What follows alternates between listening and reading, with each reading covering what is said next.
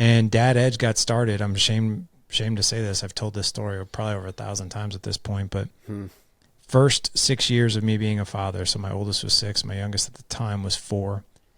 And I was your less than average, less than typical lost dad and husband, just winging it, just guessing, not knowing what I was doing. Thought that's what I was supposed to do. If I asked for help, that was weak. But I was lost. Very little patience with my kids. You know, I didn't have the connection with my wife that I wanted to know. Had no clue how to go get it. And one night, I had a really bad day at work. And let me back up for a second. Sure. Before I had kids, I made a promise to myself that I would never hit my children in anger, because I was hit a lot. And the night that Dad Edge got started, I became the monster that I swore to protect my kids against. And I spanked my son, my 4-year-old son. He stepped out of line. I spanked him. I didn't swat him that hard, but I swatted him hard. I'm not here to argue whether you think spanking or anybody in your audience is thinking that's right or wrong. I just didn't want to do it. Some people are just like, no, it's totally normal. And some people are like, that's abuse, and everything in between. I just didn't want to do it. But I swatted him on the butt, and he fell. And see my 4-year-old son lose his footing from my hands, I was like, oh my, it was like it happened in slow motion. I was like, oh my God, what did I just do? But it got worse. Meaning when I went to pick him up, you know, he rolled over and looked at me, and I went to pick him up, and he did this. He just shuddered in fear, put his hands up, and I was like, oh my God, what the hell did I just do? And that was it. I waved the white flag. I surrendered. I was like, I'm done trying to figure this out on my own. And I need to do something different.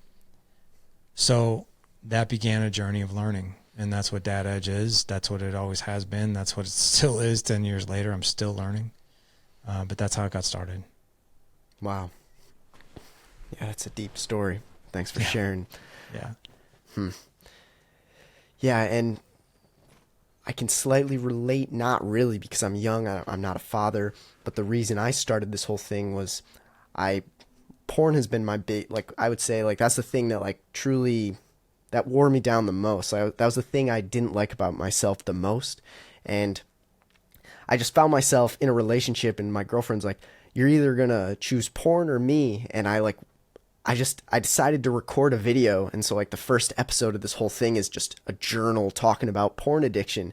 And that's kind of what this podcast kind of is. I'm still trying to figure it out as a young person, but I understand where it's like, sometimes you almost have to like surrender. And it's like, I have a problem, and kind of admit it almost to the world. And yeah, I major respect for having the humility to even do that.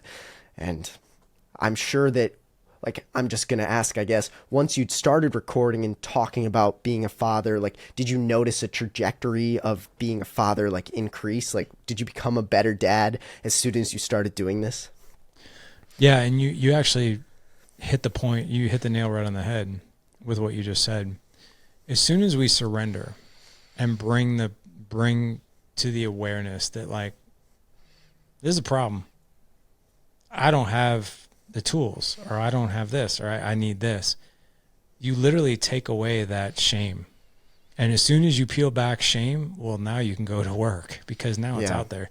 Shame is actually selfish, believe it or not. It doesn't feel that way in the moment, but shame is selfish, because shame will actually keep you from the best version of you. I say that hesitantly, because I feel like that's really overused on social media. Be the best version of you. But it's true when it comes to shame. Shame is that thing that's like, I don't know if you've ever done high school sports or anything like that, but like, one of my boys run track. I never run track, but what they'll do is they'll take like these big bands, right? And they'll put it around their waist, and they'll sprint as hard as they possibly can while the coach is holding that band, right? And, but that's what shame is like, right? As soon as you release that shame and you bring things to the awareness, and you're like, you know what? This is not who I am. This is not what I want. And I'm willing to do some work to get a better result. It's almost like, boom, that band breaks, and now you can sprint. It's the one thing that actually holds us back. Yeah, it's an interesting analogy. And trying to understand what shame is versus what guilt is, and how, like, they're similar but different in different ways. You're saying shame is selfish, whereas what is guilt in your opinion? Guilt and shame are, pretty much the same thing. Guilt is where, guilt is something that it's a behavior, right? And then after the behavior, we feel some guilt about doing it, right? And guilt and shame kind of go hand in hand. It's kind of like your hand in a glove, right? It's guilt and shame. What comes first, the chicken or the egg? I don't really know. Sure. But guilt is something, same thing. It's going to hold you back. It's going to be that band that's going to hold you back. But guilt and shame are also levers that we can put on somebody else, right? And those levers are used quite a bit for manipulation in relationships. Yeah, I can see what you mean.